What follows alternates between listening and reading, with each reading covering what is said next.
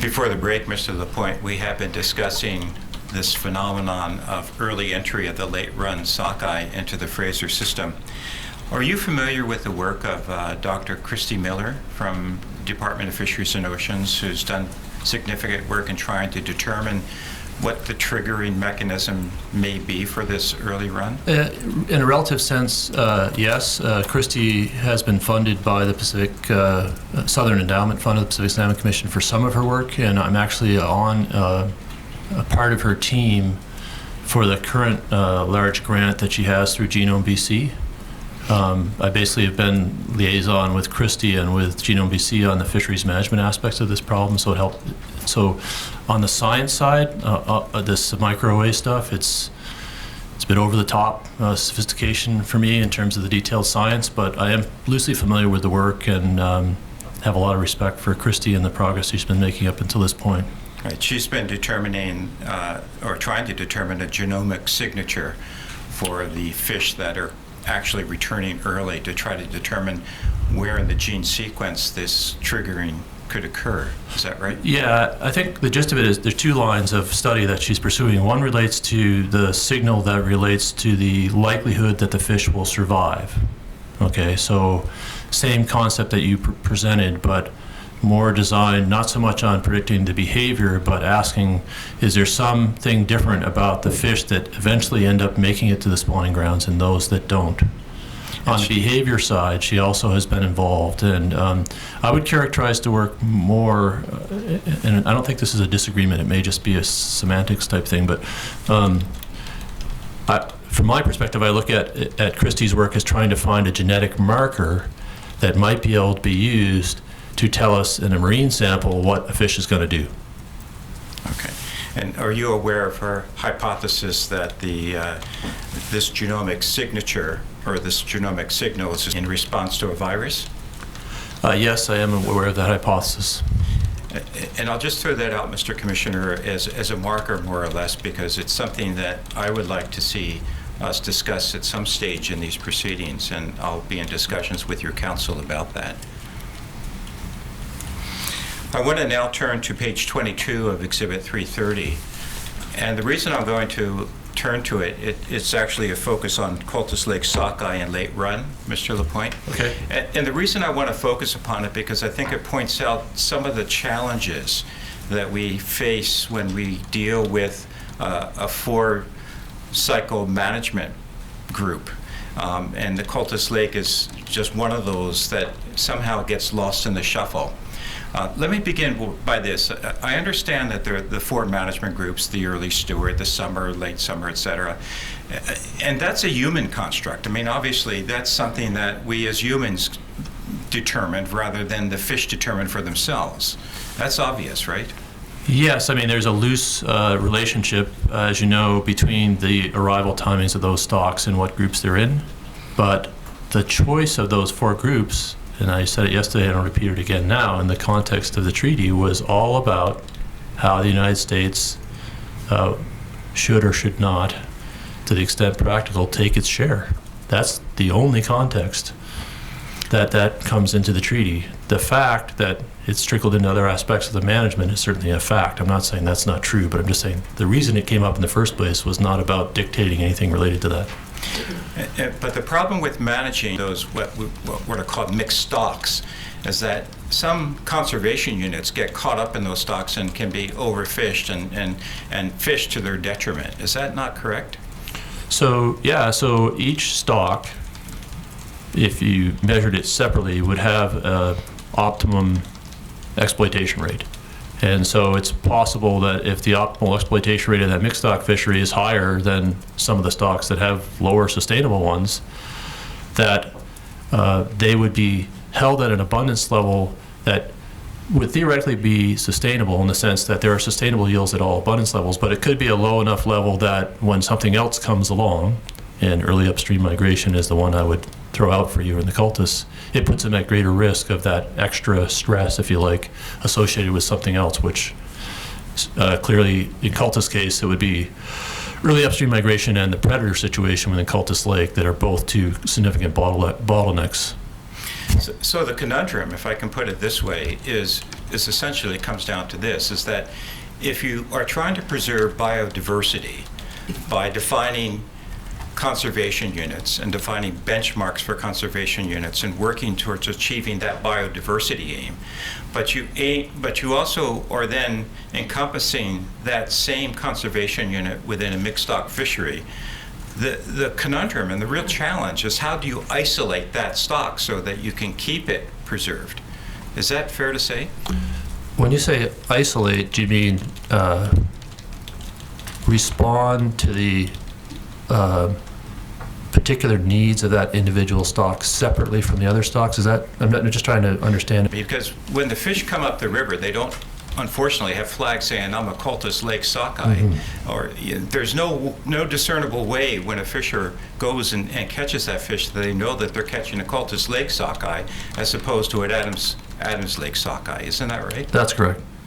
And so the real problem, as I see it, is that if you're going to try to preserve these conservation units that we learned so much about in the wild salmon policy, the only way that you can possibly do so in the context of commercial fishing is to actually move towards a fishing that's much more deterministic and much more segregating of those conservation units. And what I have in mind is moving towards an in-fishery, terminal fishery, more or less. So I will both agree and disagree with those remarks, and I'll try to explain why.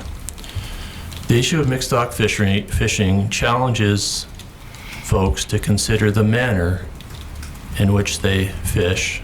I would not suggest, and I think in my responses to cross-examination last time I was here, that it necessarily prescribes a geography. And the reason I would say that is when you say the word terminal, and maybe this is where we need to have a dialogue, so let's explore that further. Certainly above the Vedder confluence of the confluence of Vedder to the Fraser, because the Vedder is the stream that the cultists swim out to get into the Fraser to make it down to the mouth.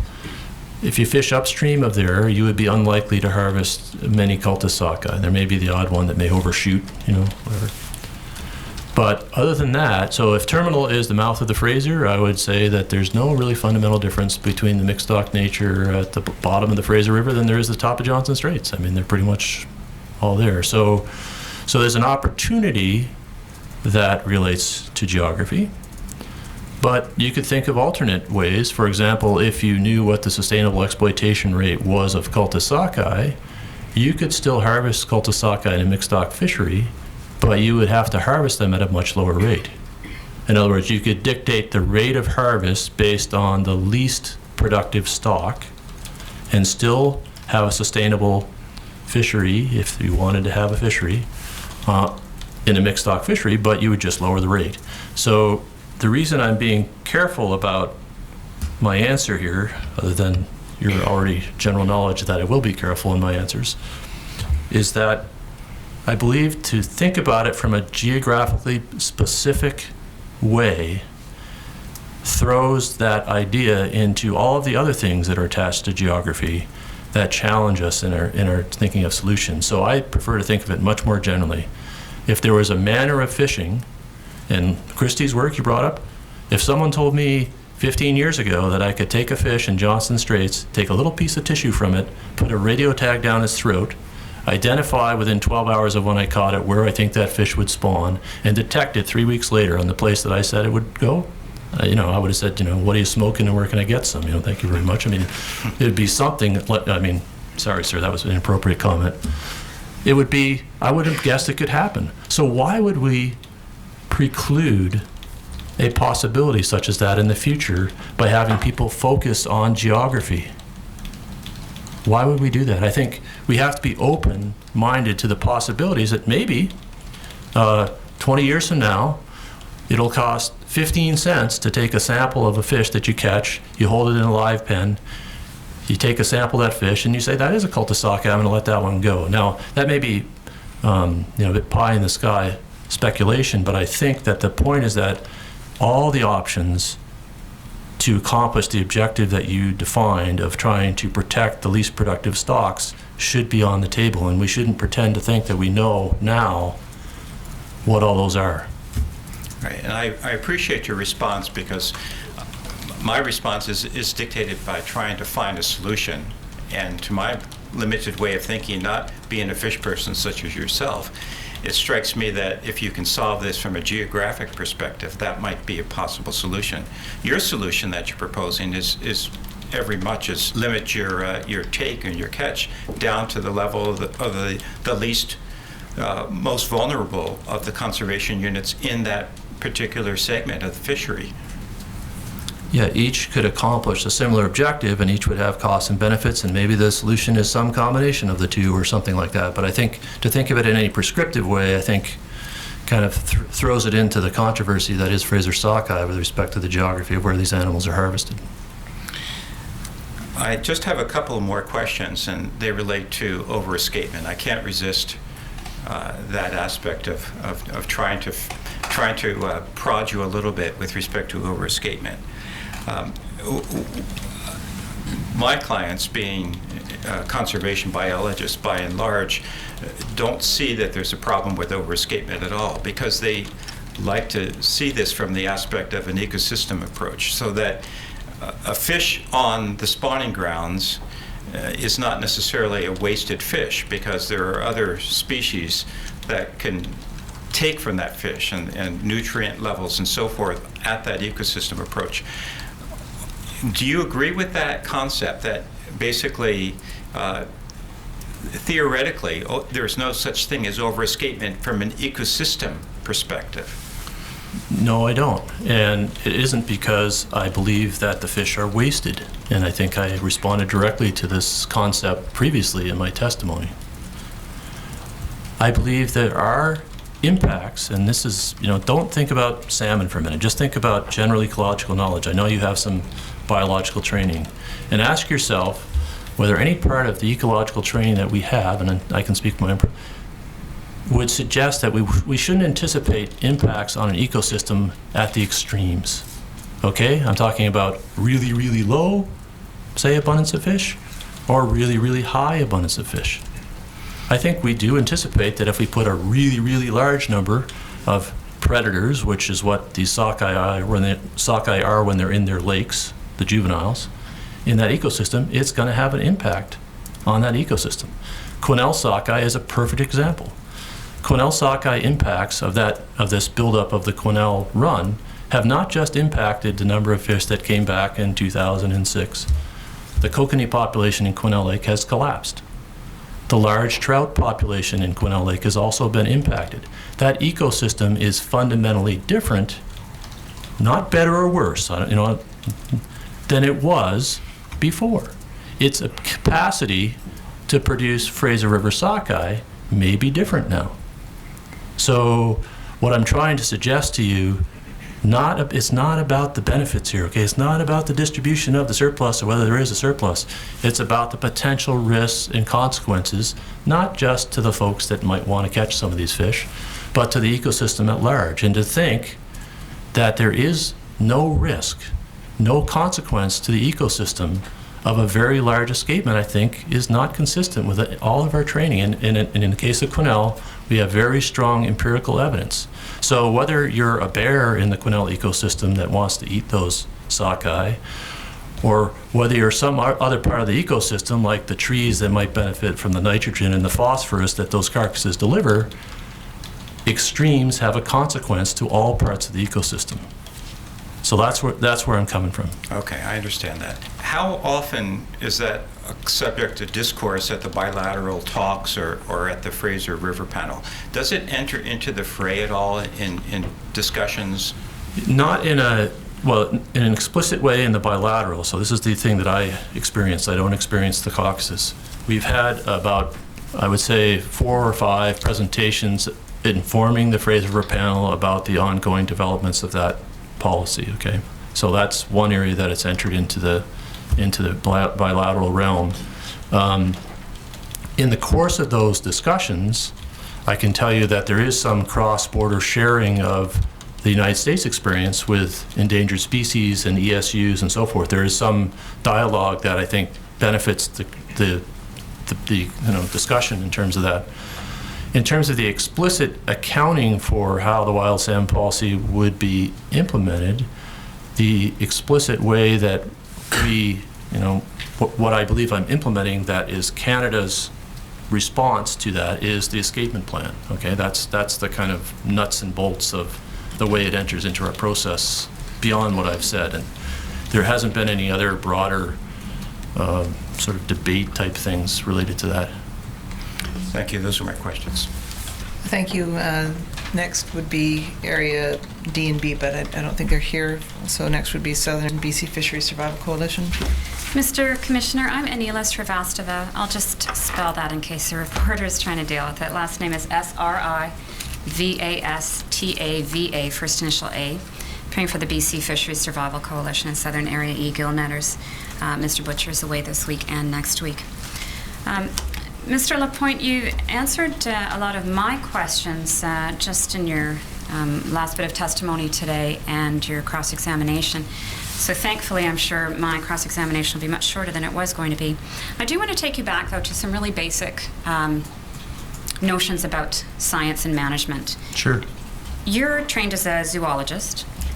That's my master's degree, that's correct. As a scientist, when you are considering the usefulness of a model, would it be fair to say that a model is useful to you if it has either explanatory power or predictive power or both?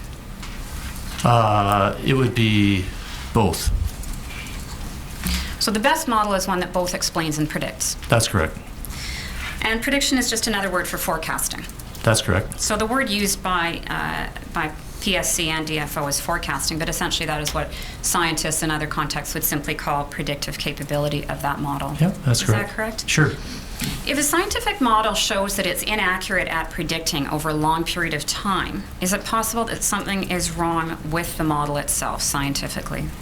Yes, and fisheries has got a long history of that kind of experience. It usually means that there's something that wasn't considered in the model that's driving the process you're trying to predict.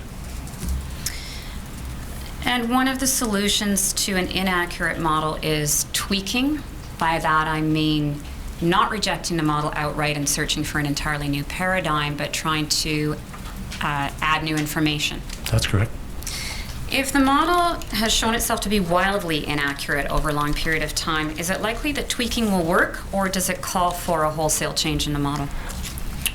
It calls for more of the latter, more of a reconsideration of the assumptions, to think of a model that would incorporate more of the assumptions.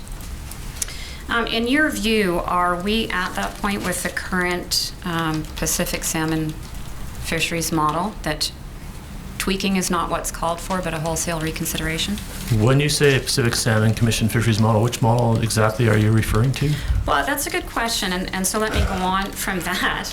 You testified yesterday that the model that's currently used by by PSC has celebrated its 25th birthday. That's correct. That's the preseason planning model. The preseason planning model. Yeah. That preseason planning model has built-in probability components. Is that correct? In other words, this 25, 50, and 75p. No, there's a confusion about which model we're talking about. The preseason forecast models are done by the Department of Fisheries Oceans, by the Government of Canada, and those are the models that are used to predict the returns 4 years out from a spawning escapement 4 years prior. We are involved in that process in terms of providing scientific input, but those are not our models. The preseason planning model just moves fish in space and time and predicts what the outcomes of potential fisheries might be given that schedule. So maybe we have a bit of a disconnect on which model it is, so maybe that'll help you in your further questions. That absolutely helps, because certainly I think I'm not the only one who sometimes is a little unclear on precisely who's contributing what. So the preseason forecast model is the one that's developed by DFO. That's correct. Is that model one of the models that's been wildly inaccurate since 1985? Well, I don't know if I would agree with the wildly inaccurate assertion, but there certainly have been deviations, significant deviations, and 2009 is the most recent one from what the forecast was. But I think there's a significant misunderstanding in the public about what the model is trying to do. The model predicts a distribution. It doesn't predict a number. What gets released to the public, because the public has a hard time grasping what a distribution is a number. So in the case of 2009, that return was certainly a very low probability event relative to the distribution of returns that would have been expected based on the model. And some of these past years, while they've been below and unexpected, they've actually been within the range of probability, maybe 1 in 4 chance in some cases that you could have had a return that small given the uncertainty in the data. So as I said in response to Mr. Leadham's questions, there has been already a paradigm shift with respect to the preseason forecast model, the recognition that considering alternative scenarios of productivity is now part of the forecast. It was last year, and I expect it will be when I see the forecast on the 4th of February, which will be when this is reviewed for 2011. In your view as a scientist, the preseason forecast model was inaccurate enough that it justified a paradigm shift, and that paradigm shift is far beyond tweaking. It's categorically beyond tweaking a model, and it has now started. Yeah, I mean, it's not sort of in an implementation sense a hard thing to do. It's not like there's a whole new set of equations and statistics and computers and all this stuff involved. It's just thinking about where the sources of uncertainty are and admitting that maybe not all of the data in the data set are relevant to the year you're trying to forecast.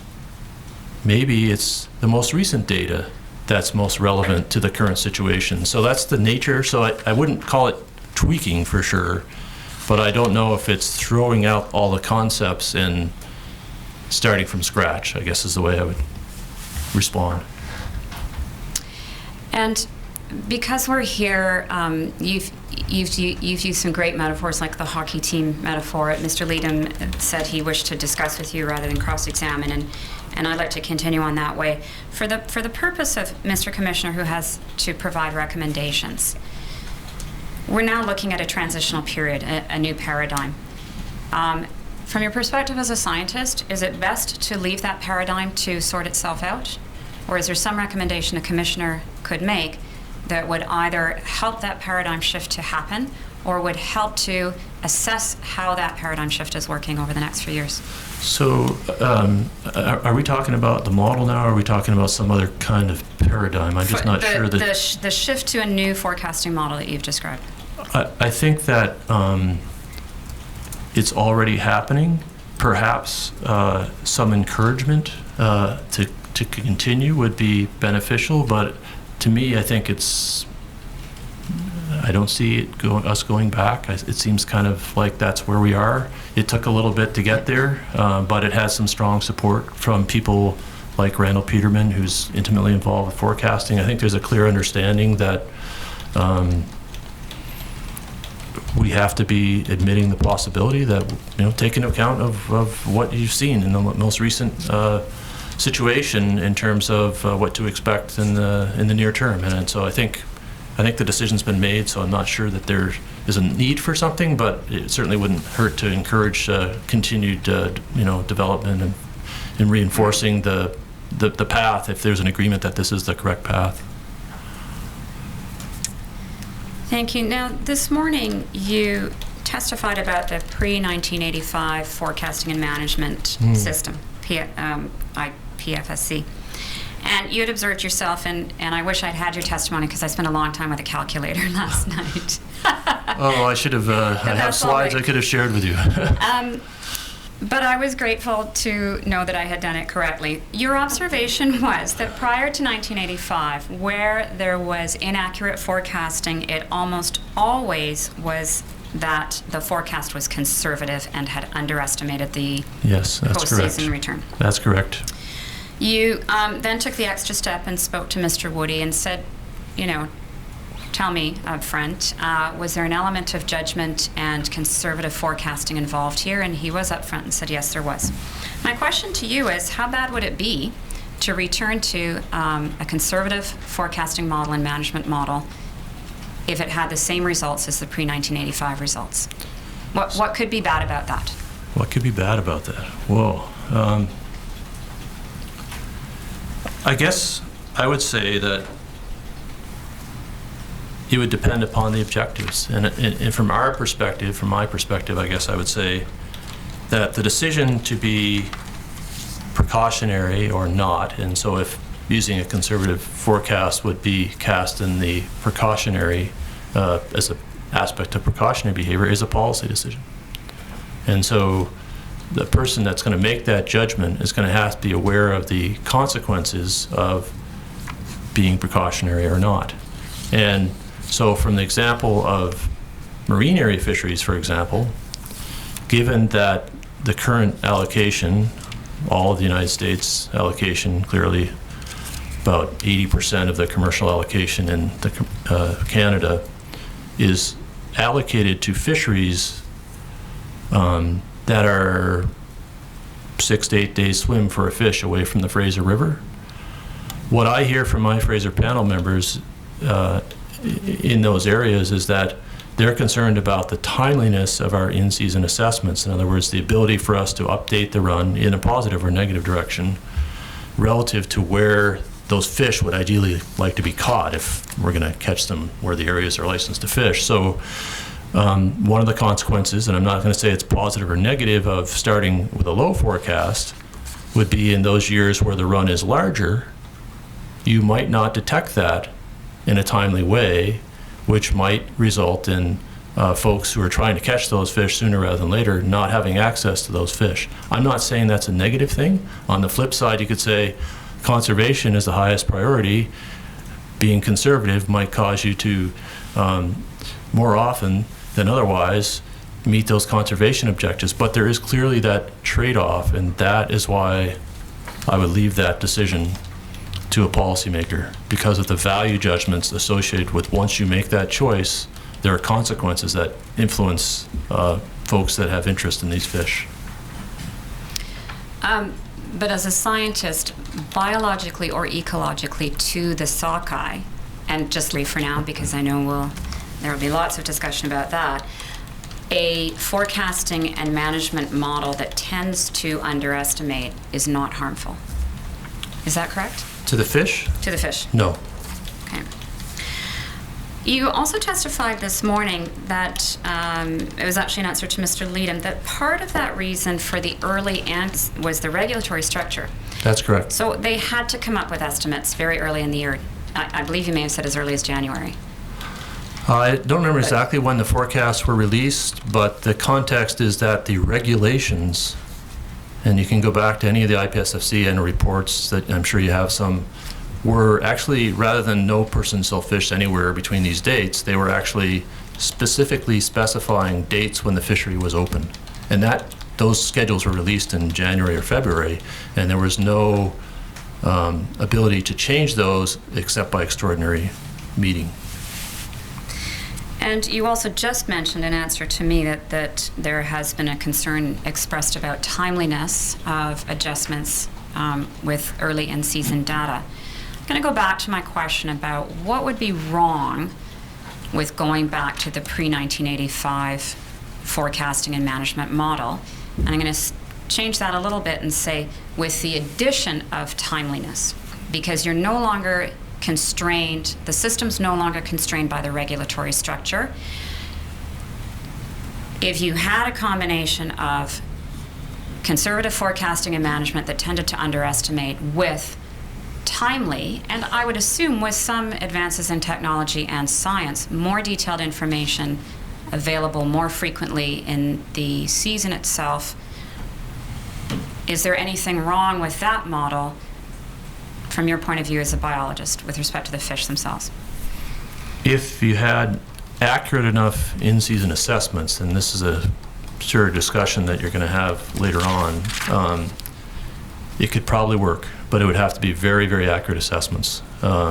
because the nature of the decision-making now is somewhat different in relation to the magnitude of the total return that needs to be provided into the Fraser River for the combination of escapement, management adjustment, and FSA needs.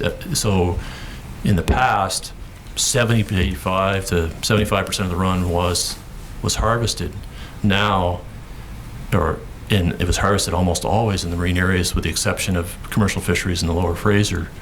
Now that's different. So it's both the consequences of that decision and the need for accuracy in that decision is at a much higher level now than where it would have been in the years when the IPSFC regulatory structure was in place.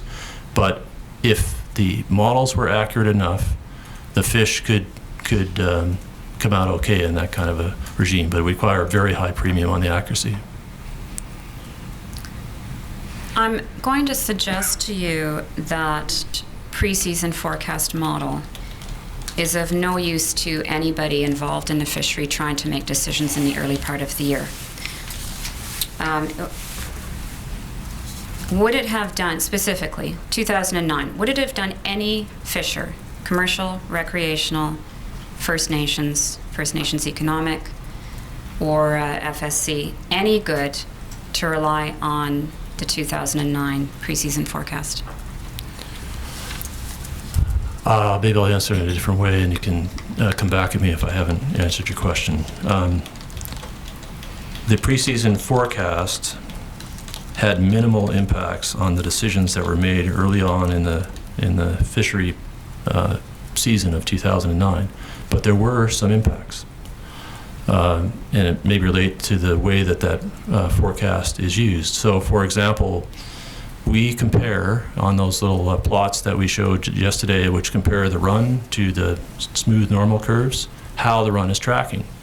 And so there were some fisheries that would have initially been on a scenario plan for early on that would have been opened if the in-season data showed, based on the preseason forecast, it would open if the in-season data was consistent with the forecast. So in other words, the fact that the forecast was used as a reference and the in-season data was inconsistent was used to decide that those fisheries should not occur. So I think that's probably not widely understood, but that's the way those early decisions are made. In other words, if it's not tracking close to the forecast, you do something different. In this case, it was not tracking close to the forecast. We did not open fisheries, okay, clearly. The other area that the preseason forecasts are used, and it's not really the number, but the distribution, and this is going to get into perhaps too much technical detail, but I'll try to describe it as plainly as I can. We use the preseason forecast as priors in our models, and what those do is affect the bounds of the early in-season estimates. When we only have a few days of data, like 3 or 4 days of test fishing data, what we're doing when we're doing in-season assessments is we're saying which normal curve with a run size and timing possibility best fits this 4 days of data that we have, right? So you can guess with only 4 days of data, the possibilities are all over the map, right? They could be, because there's a bunch of lines you can draw through there that are equally consistent. By having the preseason prior, it constrains those values. It improves it. So for example, there's no way that early in the season you could have conceivably a model that would say, this data are equally consistent with a 30 million run and a peak 2 days from now, or they could also be consistent with a 200,000 run and a peak that's earlier. The preseason forecast rejects those. By using the preseason forecast in the prior, says, no, there's no way you're going to get, that's outside your forecast distribution. So there's a technical way that the forecast is used. So in a general sense, I understand where you're coming from, but in reality, while they're not used in the sense of triggering those really big fisheries, they are part of our assessments, and they're part of the decisions early on about do we get started. And that do you get started part is a pretty important one, because it kind of sets the tone. If you start going, people start to have expectations that it's not going to stop. So there is a definite use of them. And so I'm not ready to throw those forecasts away. I think there's some real value to them, but it's admittedly perhaps subtle. Quite subtle, but your explanation was helpful. Commission Counsel asked the earlier panel, the Monday panel, in response to some of their questions, why do the preseason at all? I think you've answered part of that quite well, but you've used the word subtle and marginal. Perhaps I'll ask you then, what would happen to your science? What would you have to do to your science, or what would you have to do to those decisions if there was no preseason forecast? We would do a forecast on our own. So, I mean, I think part of the issue here is related to the public perception of the inaccuracies in the forecast and how people react to it. I think that my view is that we need the preseason forecast for the reasons I described. On a technical basis, they're fundamental to improving our assessments. The alternative that we could use is just simply judgment. So we could, in the case of that subtlety about run size assessment, we could just say, well, those aren't realistic, and that's actually not that far off from what we've done if we go back in time prior to some of our new methods. But that's not very transparent. So I think it's better to use the forecast. But I think what we have to do is improve our communication about it and make it clear to folks that don't understand that we don't open up large-scale fisheries based on the preseason forecast.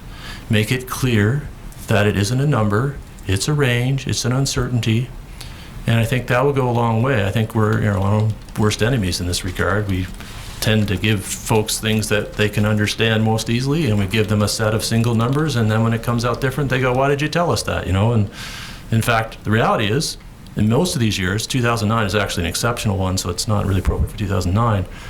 It's within the range. It's within the 1 in 4 chance of what's happened. It's just happened to have been directional because we had this flaw in our forecasting that didn't account for this declining productivity. So I'm not a fan, and you can tell I'm not from the way I've been talking, of throwing these out.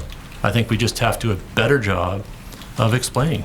I mean, again, you probably know better than I do because you work with RAE what the fishermen's take on this, and I don't know whether there's a general consensus amongst all fishermen that we don't want to ever see any Fraser sockeye forecasts. I'm not sure what that consensus is, but from my perspective, I think there is some value. It's a fascinating point you've just made that the former system used judgment and was quite successful, but there's a difficulty with transparency.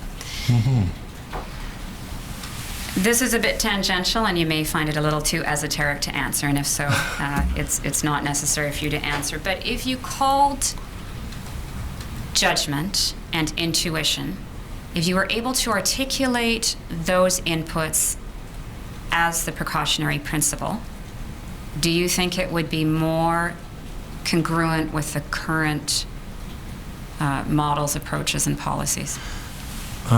In other words, is there a way to reinsert judgment and intuition, which isn't, frankly, it's not casting bones. These are scientists, but it's scientifically informed judgment and intuition.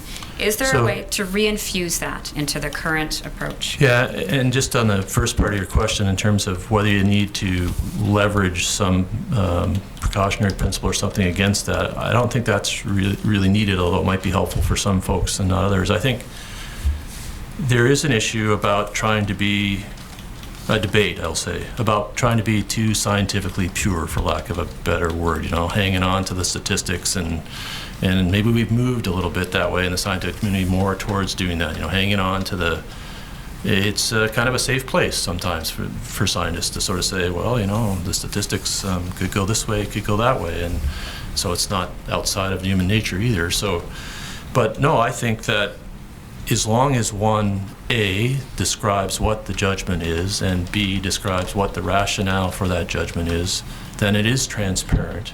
It is not like anyone is hiding anything. You're just saying, this is what I believe, and this is why, and I think the only thing I would say is that, as a scientist, is that it's important to, when you provide that judgment, to provide both why you believe it's correct, but also how you believe it could be wrong.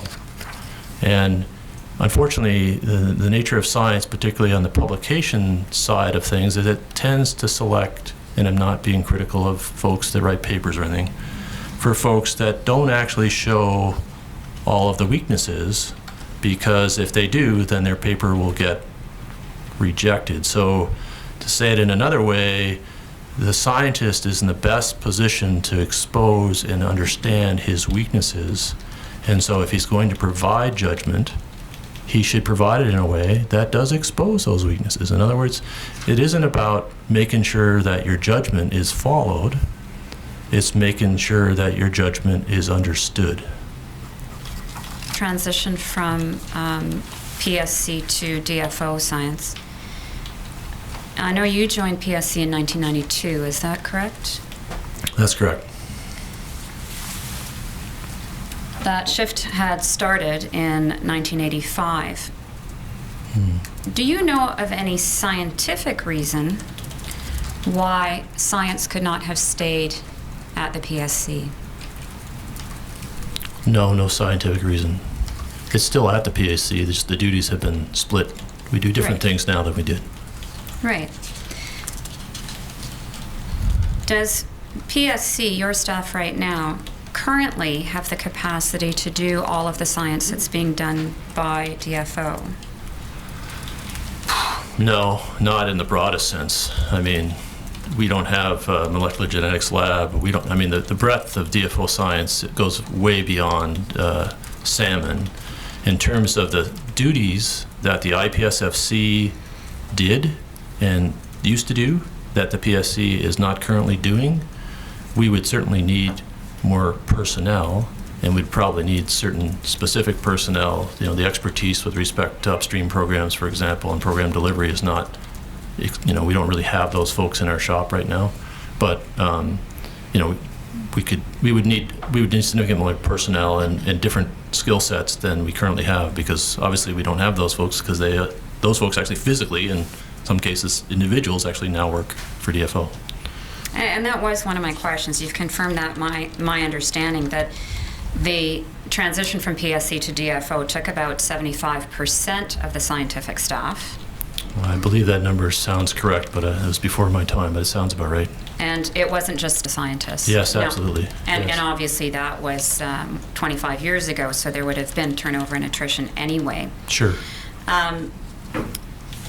If going forward, the specific salmon-related science duties were transferred back to PSC, do I understand you correctly that you would need some increase in scientific expertise in specific areas, but you would also need a return to probably original capacity or a concomitant increase in capacity? Yes. Is that right? Yes. As far as fisheries management tasks, if the PSC were to fisheries management beyond the panel areas, does it have the expertise to do that? No. It does in some aspects, but not in others. The membership on the Fraser River panel includes the broad representation of the commercial sector for the non-panel area waters.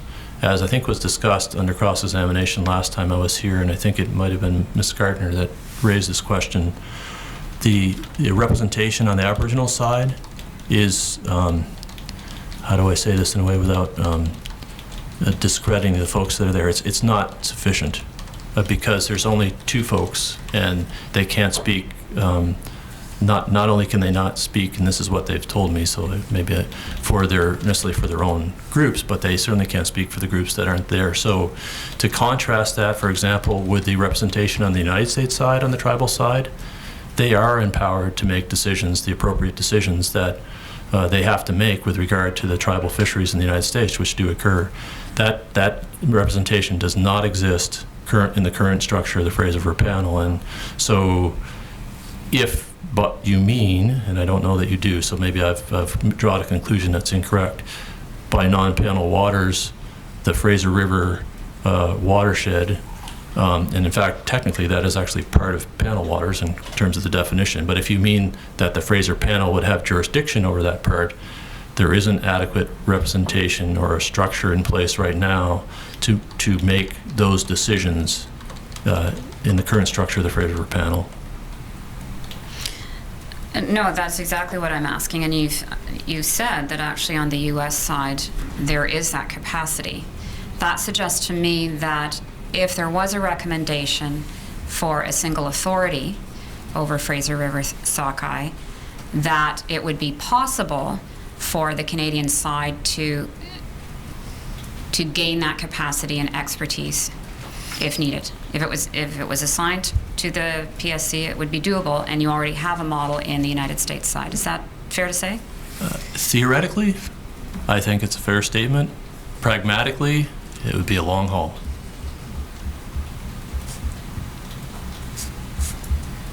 Long haul in terms of years, do you think, or decades? Well, I guess if someone can ask me answer for me when the treaties will be settled, I would probably be able to provide a context for that comment. I don't mean that to be flippant, but the reason that the United States can do this is that their allocations between, first international, between US and Canada, but second, between Aboriginal groups and non-Aboriginal groups have long since been solved. So starting in 1976, I think, or 79, perhaps one of you will know the date better than me, of the Bolt decision. So they've had, 30 years of kind of evolution, if you like, for the process to mature to the point that it's gotten right now. And I would respectfully suggest that Canada, not for better or for worse, is probably about, I don't know, you tell me, 20 years from that point. I hope it's less, but there's some process that's under negotiation. In the case of the U.S., as you know, if you don't know, a judge made a decision. So one day, people woke up and 50% of the catch was allocated to the tribal groups, the so-called treaty Indians, as they're referred to in the United States, and 50% to non-Indians. In Canada, clearly, there's a different approach. It's a negotiation. There's bilateral negotiations. We have how many treaties now? 1 or 2 so far in the Fraser? So the dynamic of that is quite different in Canada, and I think, so again, theoretically, I agree with you, but pragmatically, to ask the Fraser panel to be involved with that during this transition phase, I think, I don't know, it would be pretty challenging for them, I think. I'm going to switch gears over to management adjustment. It's a phrase that I know I'm not the only council really struggling to understand. When you arrived at Pacific Salmon Commission in 1992, was management adjustment already part of the forecasting on the PSC side? So management adjustments aren't part of the preseason forecast in any way. They're part of the in-season adjustments that we make to escapement targets, okay? So there's some preseason adjustments that are made, but they're not part of the abundance forecast, just so that we're not speaking across purposes here. The history of the management adjustments is documented, I think, pretty well in the PPR, but I believe it was 1995 when the historical average difference was started to be implemented in some of the preseason planning. So in 1992, I don't believe we had yet had any management adjustments in play. I have had a look at that PPR, and Mr. Lunn, it may be helpful to pull up that PPR to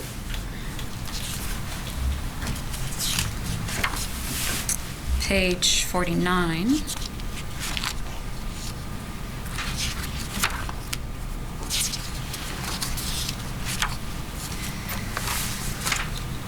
Sorry, page 51. Just a couple pages ahead, and paragraph 131. And this may be what you're referring to, Mr. Lapointe. The management adjustment models currently used are a response to recommendations from public reviews in 92, 94. So that means they're rising from the Pierce-Larkin reports. Yeah, and the John Fraser one, yeah, exactly. But you had also said in your earlier testimony in the fall that the responsibility for management adjustments got added into the treaty in 1999. Which yeah, sorry, so the treaty, the initial treaty signed in 1985 with respect to the Fraser Chapter 4 specified a sharing arrangement that ended in 1992, I believe. I'll have to. Then, during the period from 1993 to 1999, there were sort of ongoing negotiations and a series of some years, if you look in the Fraser Panel report, you'll see there was a 1-year agreement. Some years there'll be, in the achievement of objections, it'll be one sentence, achievement of objectives, sorry. And it'll say there was no agreement in that year and therefore we can't evaluate objectives. So it wasn't until 1999 that there was a renewed Chapter 4 as part of a treaty. So that's maybe the disconnect between the years. And so in the language of the 1999 treaty, I believe the management adjustment, I don't know if the word management adjustment is actually in there. It's something like extra factors to account for natural causes and stock assessment factors that may be added to the escapement as, I think it might even, as agreed to by the parties. I don't remember the exact language, but you're right. It's 99 that the term appears. But the reason for the lag is that we didn't have it. We operated for 4 or 5 years without actually a treaty in the sense of a renewed agreement. It was one series of 1 year or no deals for a period of time there. I'm still trying to drill down to how that labor in coming up with the management adjustment figures in preseason forecasting is divided between PSC and DFO. And if we can move ahead, Mr. Lund, to page 108 of the PPR. Table 2, which, well, if we just look at preseason, which is on this page, I may not be seeing very well, but I don't see that anyone is responsible for coming up with either the data to come up with the MA or determining the MA in the preseason. So I think it might be under item 3, where it says preseason assessment and forecast of environmental migration conditions. So there's the DFO responsibility. So the division of responsibility in a general sense is that DFO does the environmental side, so the river condition side. PSC uses that environmental data in models, which we developed with DFO. I mean, there are a few publications on these out now. But we implement the models and take the forecast of the conditions and come up with the management adjustment number, if you like. So item 3 refers to the DFO side, and item 4 refers to the PSC responsibility on the first 2 columns I'm referring to here. Yes, I do see that. Item 3 for DFO, so the actual data, the inputs for the management adjustment figure would be under that Right. section for DFO's responsibility. Right. And then PSC formulates the recommendations. That is the actual number for preseason. That's correct. To the FRP. That's correct. Okay. And I think you answered the question this morning. You said Fraser River sockeye management is the only fishery that you know of that actually includes this management adjustment. Is that correct? It's the only one that I'm aware of. No, I have to admit that I'm not enveloped in the literature to the extent I was when I was a graduate student, so it could be something out there, but I'm not aware of another system, another management system that has this kind of a mechanism. When talking about management adjustment, is management adjustment the term a euphemism for margin of error? No, I wouldn't characterize it that way, although that's part of what the management adjustment is. As I testified yesterday, all the components associated with deviations are part of management error, but there's also a significant en route loss component that I was referring to. But the term Mission Impossible did not refer to the MA per se. It referred specifically to the case where the spawning escapement target is the entire run, and there could be a en route loss or some source of the management adjustment to come, which means that there's almost no way to get that target because there's going to be fewer fish that will arrive based on the fact that some will be lost from the combination of all of those factors, primarily en route loss. So, and the reason I used that was just to say that sometimes, even if there are no fisheries, it can be hard to achieve these spawning escapement targets because there may be some evaluation of these things in the future, and if there is, there has to be a context to that evaluation in terms of why. because presumably one reason to ask whether there's a deviation is to determine what you could do differently to decrease the deviation. And at paragraph 124.3 and 124, there's a general description of management adjustments. And it appears to me that historically the management adjustment used to be called the environmental adjustment. Is that right? Yeah, I believe that's true. And that when it was called the environmental adjustment, the two things it took into account were high water flow events and high water temperatures. Yeah, Is and that it right? still includes those, but there may have been a change in the way we worded the term to explicitly recognize the fact that there were aspects of the management adjustment that were related to assessment errors. So I think that's the reason that the words changed. Some of it's related to environment, some significant part of it, but clearly there's an assessment error component, which I talked about yesterday. That's right, basically bias at the various points of measurement. That's right. And I believe you also testified, and it's probably covered off in his PPR. Am I right, and let me know if I've missed anything, that those components include parasites and disease, fishing-induced mortality above mission, possible non-reported catch, and unexpectedly early entries, especially in the late run? Is there anything else? So the way I would characterize those phrases would be sources or causal mechanisms that could cause the estimates to at mission and upstream to be different from each other. They're not necessarily explicitly incorporated in a modeling sense. They're just recognized as causal factors, potentially.